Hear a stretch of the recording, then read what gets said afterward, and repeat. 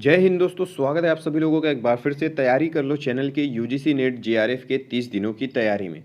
तो यहाँ पे दोस्तों हम लोग यूजीसी नेट जेआरएफ की 30 दिनों में सारा सिलेबस कंप्लीट करने की कोशिश कर रहे हैं और बहुत सारी क्लासेस हमने देख ली भी हैं। अगर आपने पिछली क्लासेस नहीं देखी है तो आप चैनल के प्लेलिस्ट में जाएँ, वहाँ पर 30 दिनों में यूजीसी नेट जेआरएफ की तैयारी के नाम से प्लेलिस्ट बनी हुई है। वहाँ पर जाके आप पिछली वीडियोज़ देख सकते हैं, पिछली क्लासेस अटेंड कर सकते हैं। तो चलिए दोस्तों, आज हम बात करेंगे नई कविता के बारे में।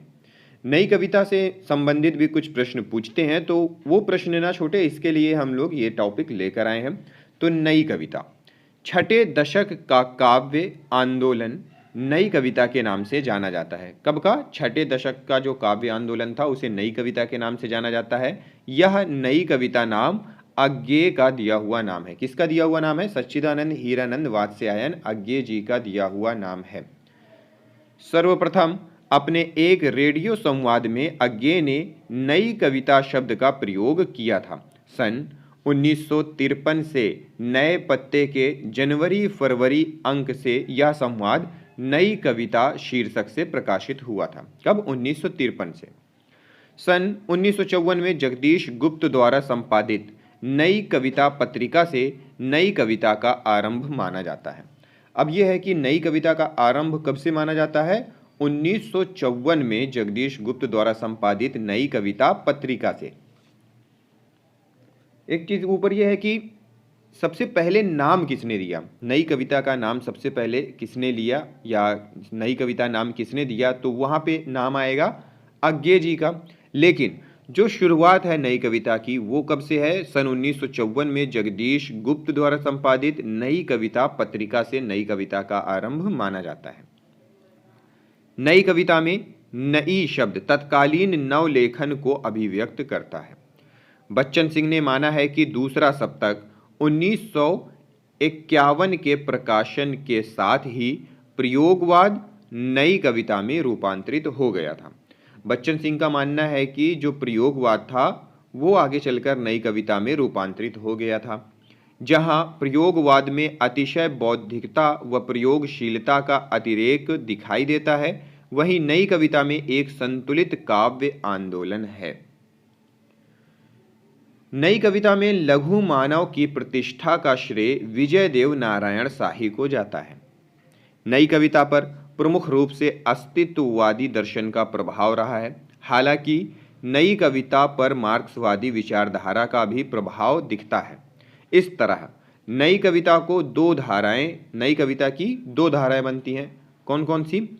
पहली अस्तित्ववादी और व्यक्तिवादी आधुनिकता से प्रभावित थी और दूसरी पर मार्क्सवाद का प्रभाव दिखता था। पहली धारा नेतृत्वकर्ता अज्ञेय है और दूसरी धारा के मुक्ति बोध। जो पहली धारा है जिसमें अस्तित्ववादी और व्यक्तिवादी आधुनिकता दिखाई देती थी, उसके जो नेतृत्वकर्ता थे वो थे अज्ञेय जी, और दूसरी धारा जिस पर मार्क्सवाद का प्रभाव दिखाई पड़ता था उसका जो नेतृत्व किया था वो मुक्ति बोध जी ने किया था। फिर है कि नई कविता के संदर्भ में विद्वानों को कुछ मत हैं। वो ये है कि नई कविता प्रथम बार समस्त जीवन को व्यक्ति या समाज इस प्रकार के तंग विभाजनों के आधार पर ना मापकर मूल्यों की सापेक्ष स्थिति में व्यक्ति और समाज दोनों को मापने का प्रयास कर रही है। ये कथन है धर्मवीर भारती जी का। फिर है कि नई कविता वैविध्यमय जीवन के प्रति आत्मचेतस की प्रक्रिया, नई कविता का स्वर एक नहीं विविध है। ये मुक्तिबोध का कथन है। फिर है कि आज की कविता को जांचने के लिए जो प्रयास के रजत पाश से मुक्त हो चुकी है और छंदों की पायलें उतार चुकी हैं, काव्य भाषा का ही प्रतिमान शेष रह गया है, क्योंकि कविता के संगठन में भाषा प्रयोग मूल और केंद्रीय स्थिति है। ये रामस्वरूप चतुर्वेदी जी का है, इनकी पुस्तक में भाषा संवेदना और सर्जन। फिर है कि नई कविता में समग्र मनुष्य की बात ही नहीं कही गई है, वरन मनुष्य के समग्र अनुभव खंडों को संयोजित किया गया है। यह भी रामस्वरूप चतुर्वेदी जी का कथन है। नई कविता बुनियादी तौर पर दीक्षा दंश की कविता है, ये कथन है अज्ञेय जी का। नई कविता से संबंधित प्रमुख प्रवृत्तियां एवं विशेषताएं। भोगे हुए यथार्थ पर बल दिया गया है। लघु मानव की अवधारणा का वर्णन है। आधुनिक भावबोध दिखाया गया है। कथा की व्यापकता एवं सृष्टि की उन्मुक्तता है। जीवन के प्रति आस्था तथा उसे भोगने की लालसा दिखाई गई है। व्यंग्यात्मक रूप में पुराने मूल्यों की अस्वीकृति तथा नए मूल्यों की संभावना के प्रति आस्था है।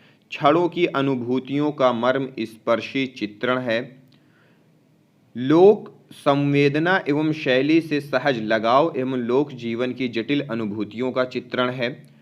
अन्य कालों की अपेक्षा फंटेसी शिल्प के प्रयोग को अधिकता प्रमुख रूप से मुक्तिबोध व श्रीकांत वर्मा की कविताओं में दिखाई देता है।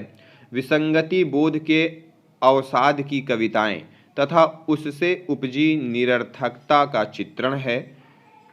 कैक्टसवाद का जन्म, जहां कैक्टस उत्साह व जीवनाकांक्षा का प्रतीक है। तो ये था दोस्तों किसके लिए, ये था हमारे यहाँ पे नई कविता से संबंधित महत्वपूर्ण तथ्य। तो मिलते हैं दोस्तों अगली वीडियो में अगले टॉपिक के साथ। इस वीडियो को देखने के लिए बहुत बहुत धन्यवाद।